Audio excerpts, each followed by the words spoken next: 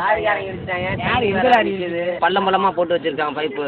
சரி உன்ன மண் அடிச்சிடலாம். மண் அடிக்க சொல்லுங்கண்ணா. இல்லை நீங்கள் கோவப்படாதீங்கண்ணா, இருங்க முடிச்சு மண் அடிக்க சொல்லுங்க. சரிண்ணே. எத்தனை நாள் ஆச்சு? பாருண்ணே அந்த பையன் நம்ம ஏரியாக்குள்ளே செருப்பு போட்டு வரானே. கூப்பிடுண்ணா இங்கே கூப்பிடுங்க. தம்பி ஜாப்பாங்க. செருப்பு போட்டு நீ பாட்டு படிச்சுட்டா செருப்பு போட்டு வருவியா? எந்த ஊரு? என்ன நீ பாட்டு வந்தா செருப்பு போட்டு மரியாதை இல்லாம வந்துகிட்டு இருக்க? யாரு? செருப்பா கட்டி போடா. நீ பாட்டு வர்றா இல்லை இந்த பக்கம் வந்தா மரியாதை கொடுத்துட்டு போனேன். கிளம்பு. படிச்சா திமுரு உனக்கு.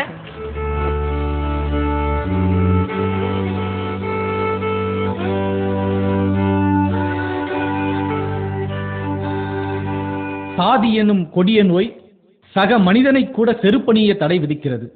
மனித மாண்பை மறுக்கிறது. சாதி மனிதர்களை உயர்ந்தவர் தாழ்ந்தவர் என்று பாகுபடுத்துகிறது. சமத்துவத்தை மறுக்கிறது. சாதி உருவாக்கியுள்ள தீண்டாமை மனித மாண்பை கேலி செய்கிறது. சாதியின் உள்ளடக்கம் மனிதத்தை மறுப்பது, எனவே மனித உரிமைகளை மீறுவது. இந்த சாதிய பாகுபாட்டை விட்டொழிக்கலாமே, சாதியற்ற சமூகத்தை உருவாக்கலாமே, சமத்துவ சமுதாயத்தை படைக்கலாமே.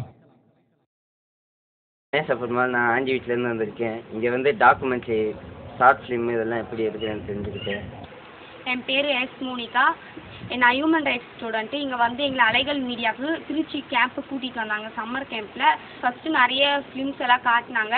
அதை பார்த்து டிஸ்கஸ் பண்ண சொன்னாங்க, பண்ணோம். இது மூலிமா இந்த சம்மர் கேம்பை வந்து நாங்கள் எதுவும் இல்லாமல் நல்லா ஜாலியாக என்ஜாய் பண்ணியிருக்கோம். இங்கே வந்து பார்த்திங்கன்னா நிறைய ஆவணப்படம் வந்து காட்டினாங்க. நாங்கள் அப்போ வந்து அதில் வந்து எப்படி கமெண்ட்ஸ் பண்ணோம், அது வந்து நிறை குறைகள்லாம் பகிர்ந்துக்கிட்டோம். எங்களுக்கும் எப்படி டாக்குமெண்ட்ரி எடுக்கிறதுன்றதை தெரிஞ்சுக்கிட்டோம். எங்களாலையும் ஒரு ஷார்ட் ஃபிலிம் எடுக்க முடியுன்ற ஒரு நம்பிக்கை எங்களுக்குள்ளே இருக்குது.